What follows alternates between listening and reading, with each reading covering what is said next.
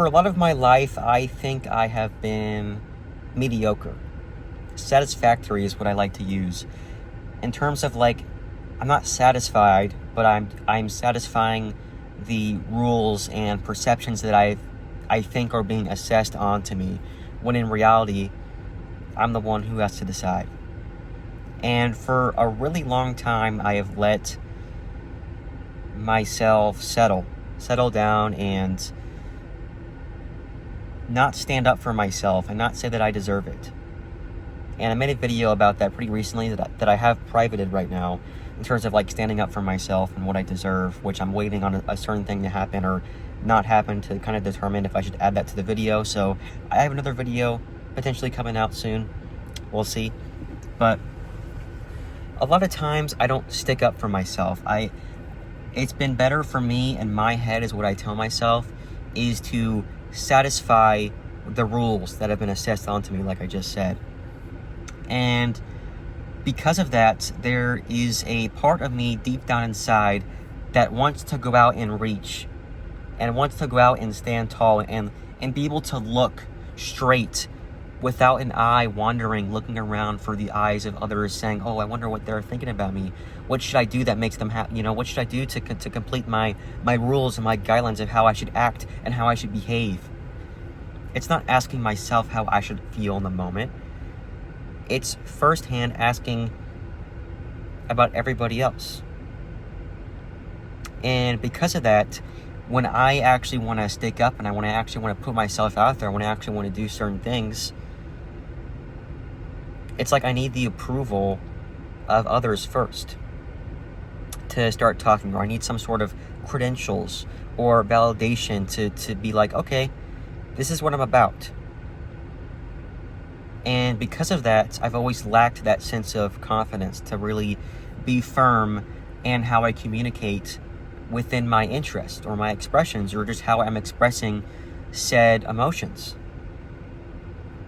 And because of that, when I say certain things, it always comes out awkward because I don't know how to say it in words. I haven't tried enough. Story of my life, not trying enough.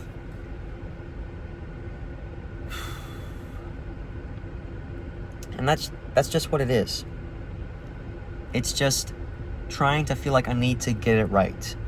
Because I told myself that I am following the rules and I'm being satisfactory. And so within that, it gives me a sense of I'm doing the right thing. And so now that I'm trying to do more things where I can actually feel free from the eyes that are in the back of my mind, wandering around looking for approval, looking for validation, looking for anything but myself, I freeze. I panic. It's hard for me to stay firm and stay confident when I am abandoning a big part of how I've gotten to the point where I've gotten to in my life. And I saw a quote recently, I forget the quoting, but it's about regret. And it's more so talking about how no matter how you live your life, regret will always be in the mirror. When you look at yourself, there will always be a different path that you will wonder about, and that mysterious questions of like who you could have been is always going to linger in your mind. It always will. But what it does is it takes over your mind instead. It doesn't help you appreciate what you've done in your life because you're wondering about, I could have been this many different things and I never tried those things. Now, regret has been something that has been a major experience for me in terms of regretting not doing a lot when I was a younger age, or when I was in school, in high school, or when I was younger in like COVID, or even just in general. And that regret and that inexperience in itself is an experience for me that I've always liked to talk about.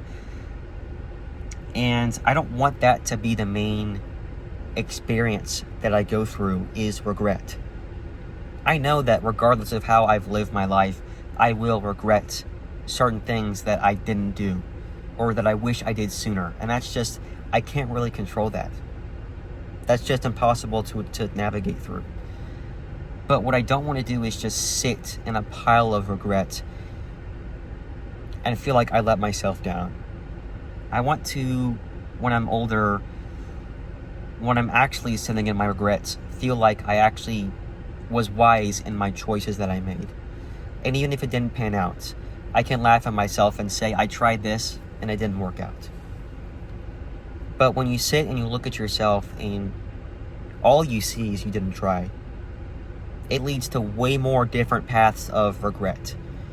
And that's why I want to advise to you, especially if you're younger, because I'm 25, just to go for it, to stick your head out and go for it.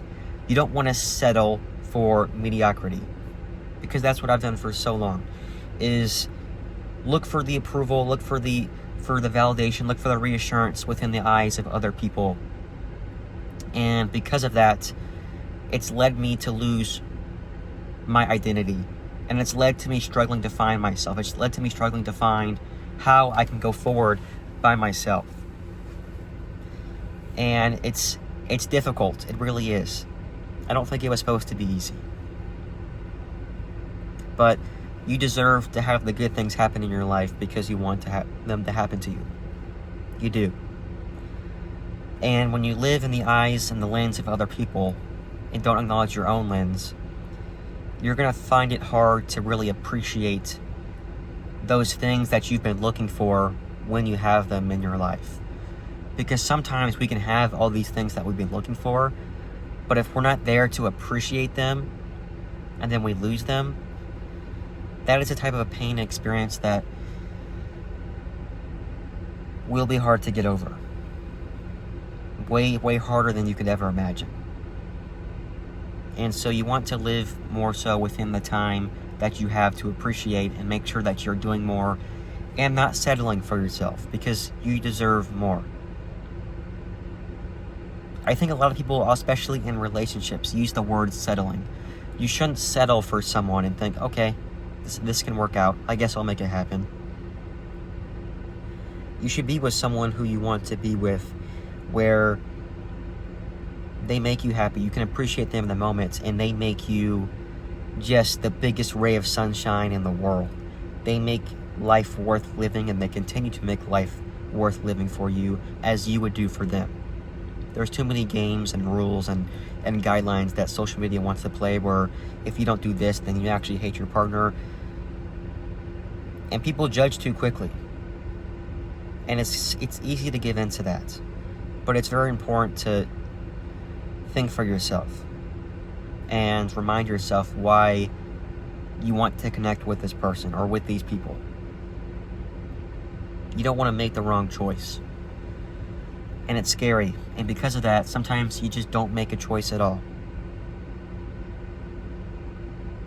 But I think any choice is better than no choice. And that's coming from me. Because so many times I didn't make a choice.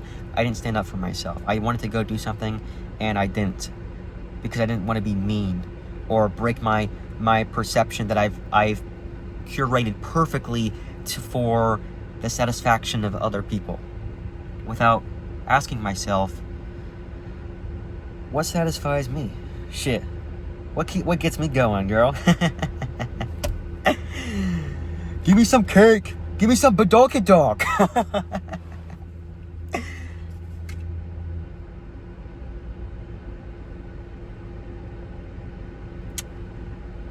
Sorry about that. I just gotta do it sometimes, you know. I just gotta bring out the cringe. Okay? I'm currently at lunch right now. I got about over 10 minutes ready for the end of the week. I just bought some new drinks I'm gonna try. I'm excited for that. I'm excited because soccer is starting again, football, English football starting again, so I got something to look forward to in my life. So I can kind of distract myself out of what I'm going through right now in terms of a career sense. And I'm trying to not settle and break my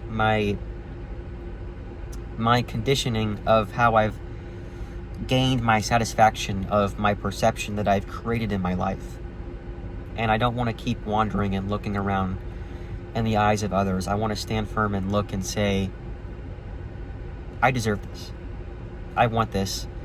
And I won't stop until I have it. I haven't been hungry enough, quite literally, in a physical sense and in a mental sense. I just tell myself that I'm tired all the time.